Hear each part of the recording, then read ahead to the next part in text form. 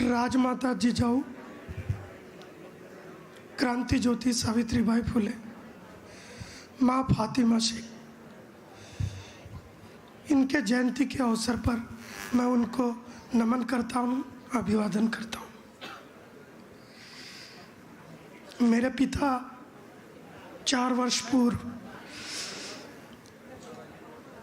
जिनका देहांत हुआ, उनका आज जन्मदिन है। स्मृति शेष मानिक उर्फ महाकाली जंगम। और आज से 13 दिन पहले मेरी माता का देहांत हुआ। मेरी माता प्रमीला मानिक जंगम, मेरे माता पिता दोनों को मैं नमन करता हूँ। चूँकि मेरे माता पिता ने मुझे वैज्ञानिक दृष्टिकोण, सच बोलने की, तर्क करने की, विचार करने की, पुरोगामी बनने की मुझे संस्कार दिए, मुझे बड़ा किया। मेरे माता पिता को मैं नमन करते हुए ये कहना चाहता हूँ कि आप जैसे तमाम लोगों के जीवन में जो कहानियाँ होगी कि अपने गरीब, अशिक्षित, कम पढ़े लिखे माता पिताओं ने अपना पेट काट कर एक समय भूखा रहकर अपने बच्चों को पढ़ाया, इस काबिल बनाया कि वो भले ही जीवन में कुछ न कर सके लेकिन एक नेक इंसान बन सके। तो बुलंदियों को छूने के लिए किसी पद की ज़रूरत नहीं है, मानवीयता की ज़रूरत है। और ये सबक मुझे मेरे माता पिता ने दिया। उन्होंने भी आपके ही माता पिताओं के तरह संघर्ष झेला, कर्ज ले लेके पढ़ाया और मुझे इस काबिल बनाया। मैं अपने माता पिता को नमन करता हूँ। मंच पर मौजूद सभी मान्यवरों का मैं यहाँ तहे दिल से स्वागत करता हूँ। और मैं आप सभी लोगों का वक्त न ज़ाया करते हुए, चूँकि काफ़ी दूर से मैडम यहाँ आए हैं, मैडम को हम सुनने यहाँ आए हैं और पारंपरिक 13वीं व तत्सम कार्यक्रम का आयोजन न करते हुए जीवन के वास्तववादी और सकारात्मक वैज्ञानिक दृष्टिकोण से समाज प्रगत हो, इस उद्देश्य को लेकर हमने सामाजिक प्रबोधन व्याख्यान व सम्मान समारोह का आयोजन किया है। और इस प्रबोधन का विषय हमने बड़ा प्यारा सा रखा है कि महापुरुषों के सपनों का भारत। फिलहाल वर्तमान समाज में महापुरुषों को लेकर चर्चाएं हो रही है, तो क्यों ना हम अपने विचारकों के, अपने मार्गदर्शकों के विचार सुने जाए कि महापुरुषों ने क्या सपना देखा, उनके सपनों का भारत कैसा था, मतलब उन्होंने क्या अपेक्षा की थी कि भारत कैसा होना चाहिए, तो कैसा है और क्या सपना देखा था, इस पे हमारे मार्गदर्शक आपको अपने विचार तो रखेंगे ही। उस विचारों को देखते हुए हमने इस विषय की संरचना की है, जिसमें हमने संवैधानिक मूल्य और अभिव्यक्ति आज़ादी की मौजूदा परिस्थिति, मौजूदा हालात पे हमने इस विषय पे आज ये व्याख्यान यहाँ रखा है। और तमाम, मुझे लगता है कि शायद ये पहला ऐसा मौका है सामाजिक कार्यक्रम, भारत कैसा है वो सुनना चाहते हैं, वो देखना चाहते हैं, संवैधानिक मूल्यों को जानना चाहते हैं, अभिव्यक्ति आज़ादी की मौजूदा स्थिति को वो समझना चाहते हैं। अब मैं अपने 2 शब्द यहाँ समाप्त करता हूँ और आपके और मैडम के और मार्गदर्शकों के बीच में मैं रोड़ा न बनते हुए आप सभी तमाम श्रोताओं का और ख़ास तौर पर 32 संगठनों का मैं यहाँ दिल से शुक्रिया अदा करता हूँ। धन्यवाद, धन्यवाद, धन्यवाद। बहुत बहुत शुक्रिया, बहुत बहुत शानदार। इसके बाद मैं कार्यक्रम को आगे बढ़ाते हुए यहाँ पर आज के कार्यक्रम में सत्कार समारोह का यहाँ पर आयोजन यहाँ रखा हुआ है। मैं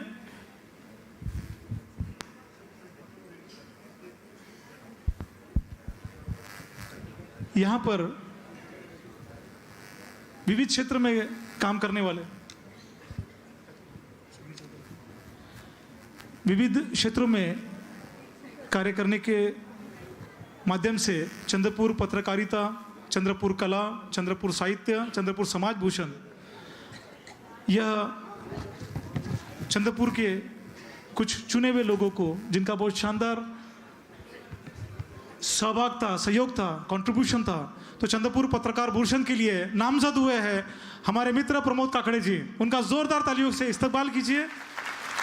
उनका मोमेंटो सर्टिफिकेट चंद्रपुर पत्रकारिता भूषण माननीय प्रमोद काकड़े जी। मैं चाहूँगा कि आज के प्रमुख वक्ता माननीय सुषमाता अंधारे जी, यहाँ मौजूद आमदार ब्रह्मपुरी माननीय विजय भाऊ वड़टीवार जी और तमाम मेहमान, उनके आज उन्होंने जिस तरह से देह व्यापार और जिस यहाँ पर जो न्यूज़ उन्होंने उसका फॉलोअप लिया है, एक बेहतरीन उन्होंने उस न्यूज़ को फॉलोअप लिया है, उन्होंने पुलिस यंत्रणा को बहुत मदद किया है और इतने बड़े एक कांड को उजागर किया है और बगैर किसी से डरे और निर्भीकता से उन्होंने पत्रकारिता किया है। इस विषय को लेके उन्हें चंद्रपुर पत्रकारिता भूषण इस सम्मान से नवाजा जा रहा है। जोरदार तालियों से उनकी हौसला अफजाई कीजिएगा। प्रमोद काकड़े जी, चंद्रपुर पत्रकारिता भूषण। नेक्स्ट प्लीज शैलेश दुपारे जी।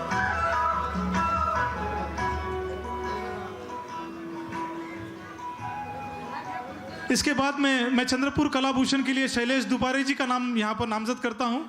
हालांकि शैलेश दुपारे जी यहाँ मौजूद नहीं है, उनके माता पिता से मैं गुजारिश करता हूँ कि वे मंच पे आए।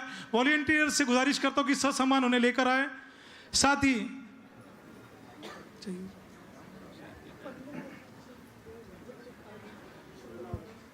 माननीय शैलेश दुपारे जी, इनके माता पिता से गुजारिश है कि वे स्टेज पे आए। वॉलंटियर्स उन्हें ससम्मान स्टेज पे ले आए। On behalf of Shailesh Dupare ji, उनके पेरेंट्स से वो सम्मान स्वीकारेंगे। इसके बाद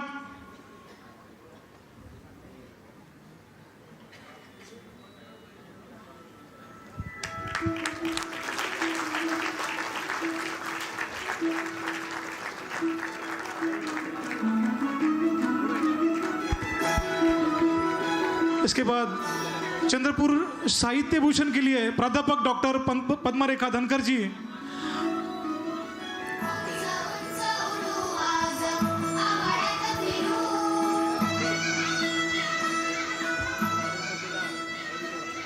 इसके बाद चंद्रपुर साहित्य भूषण प्राध्यापक डॉक्टर पद्मरेखा धनकर मैडम, मैं इनसे गुजारिश करता हूं, एक बेहतरीन लेखिका, एक बेहतरीन सोशल व्यू रखने वाले और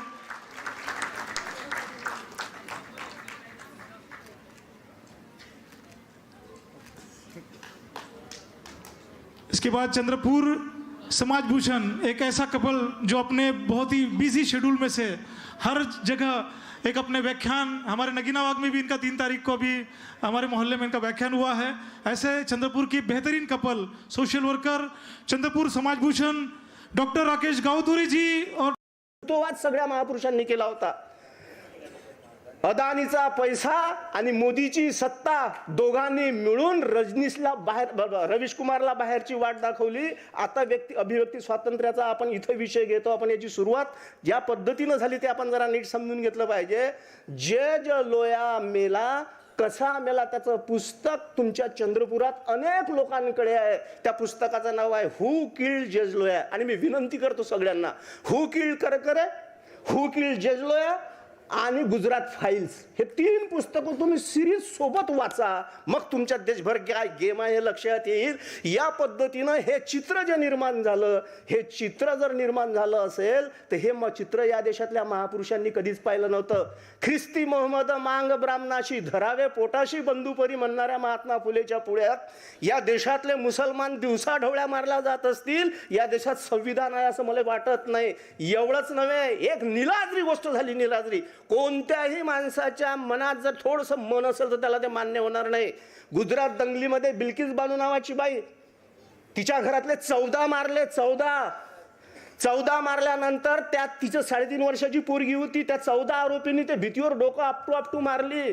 काय हैवानियत असते लक्षात घ्यायचं. हे सगळे जे आरोपी, त्याच्यानंतर बिल्किस बानूवर बलात्कार केला आणि बिल्किस बानूवर बलात्कार केल्यानंतर ही केस चालली खालच्या कोर्टात, हायकोर्टात आणि सुप्रीम कोर्टात.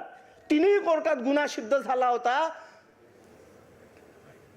गुजरात सरकारनं आणि केंद्र सरकारनं मिळून सगळेच्या सगळे आरोपी सोडले.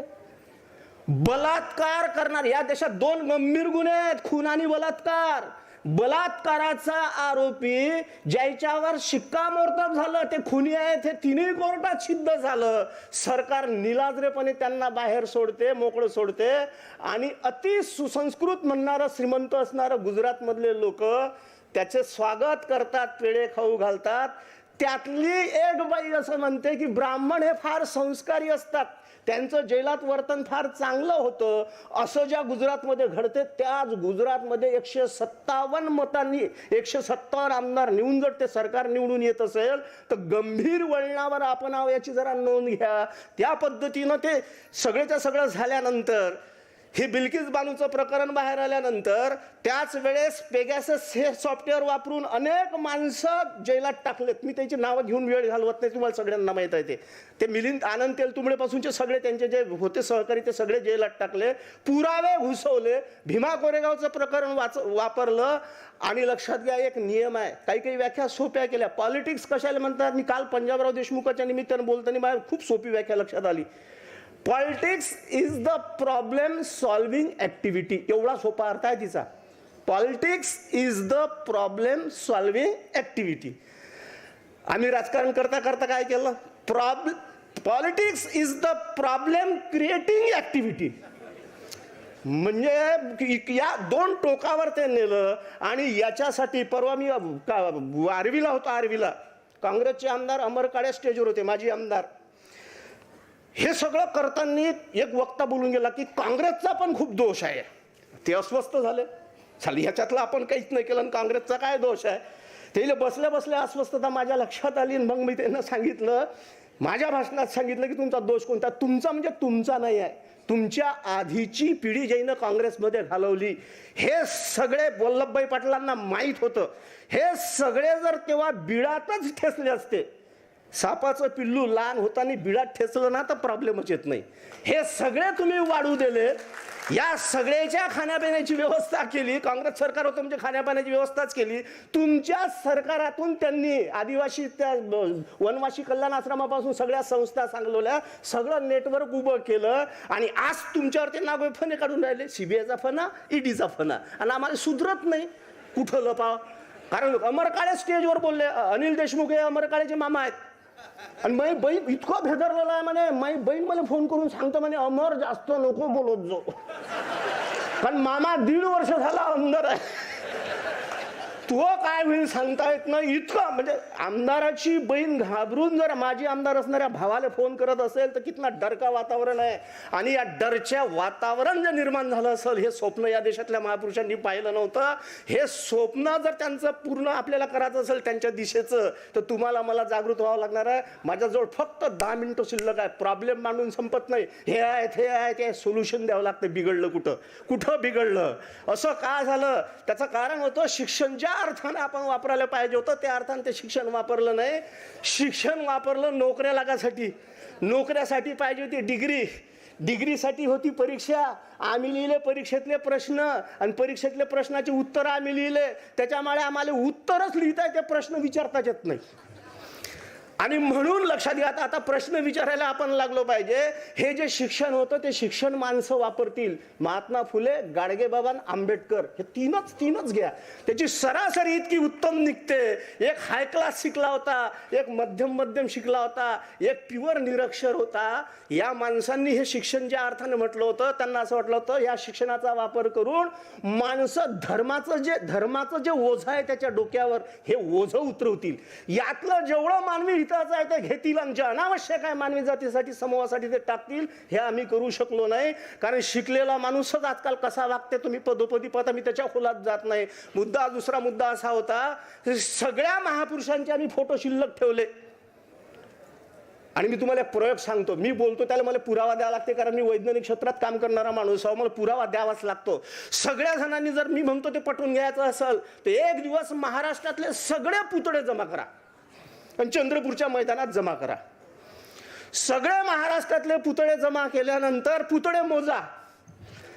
तुम्हाला लक्षात येईल पुतळे भरतील. गांधीचे जास्त, महात्मा फुलेचे जास्त, आंबेडकरचे जास्त. हा पुतळेच पुतळे.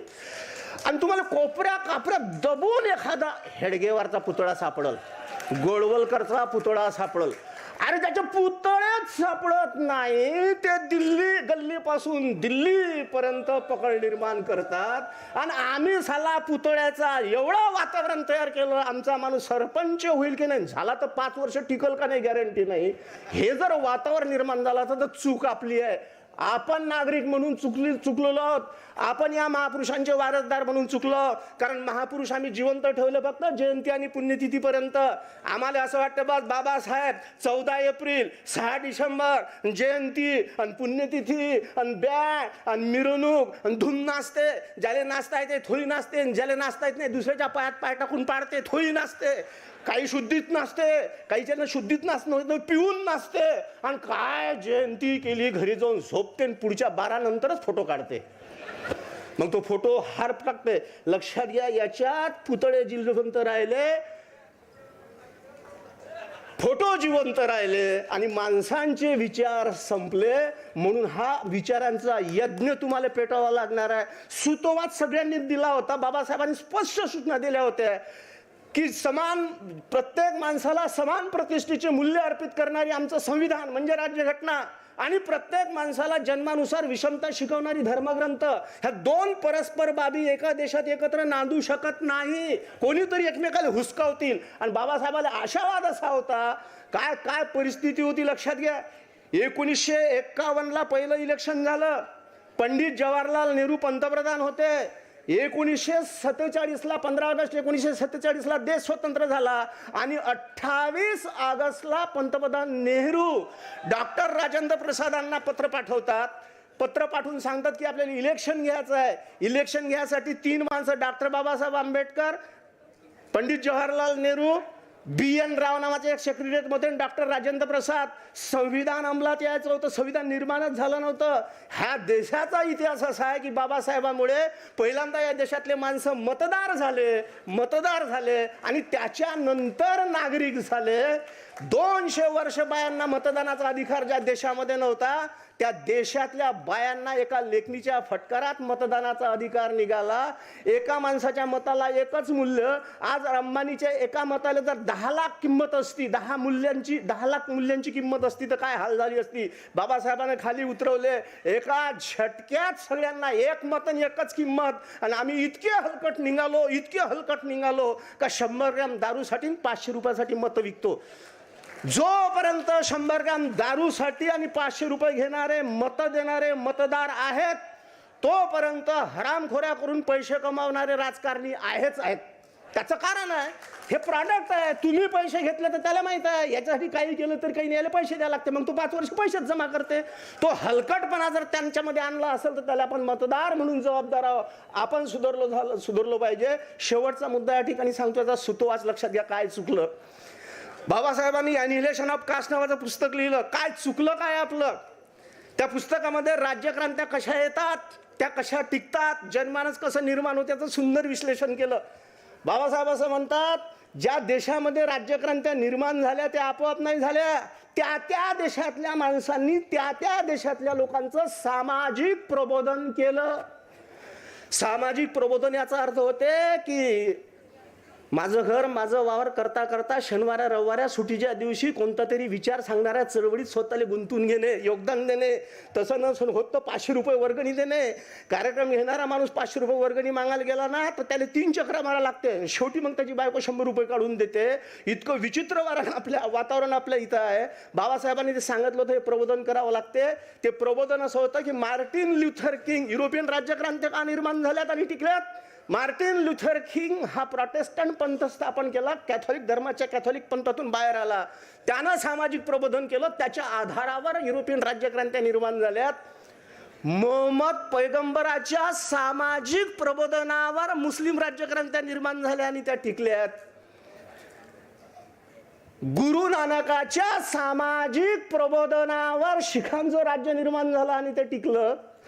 गौतम बुद्धाच्या सामाजिक प्रबोधनावर चंद्रगुप्त मौर्यांचं राज्य निर्माण झालं आणि टिकलं. आणि बृहद्रथाच्या काळापासून पुढे मग ते खतम झालं. आणि बाबासाहेब सांगतात की महाराष्ट्रात संतांनी सामाजिक प्रबोधन केलं आणि त्याच्या आधारावर शिवाजीचं राज्य निर्माण झालं.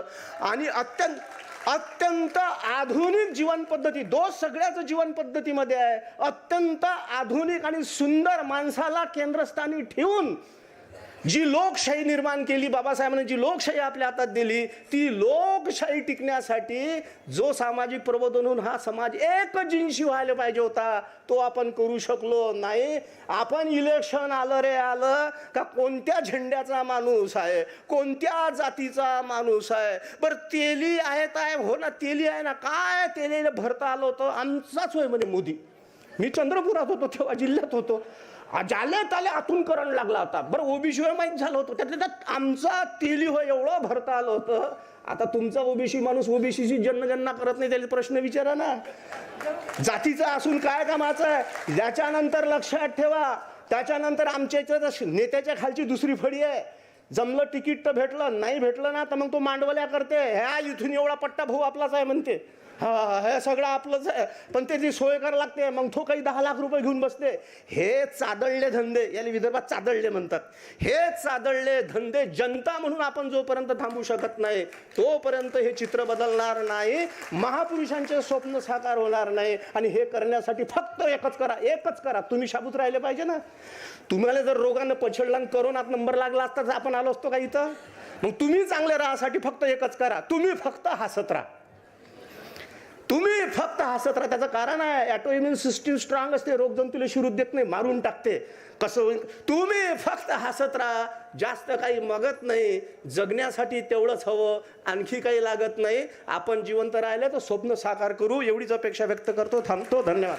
जोरदार तालियों से हौसला अफजाई कीजिएगा प्राध्यापक दिलीप साळुंके सर का. बहुत बहुत खूब सर.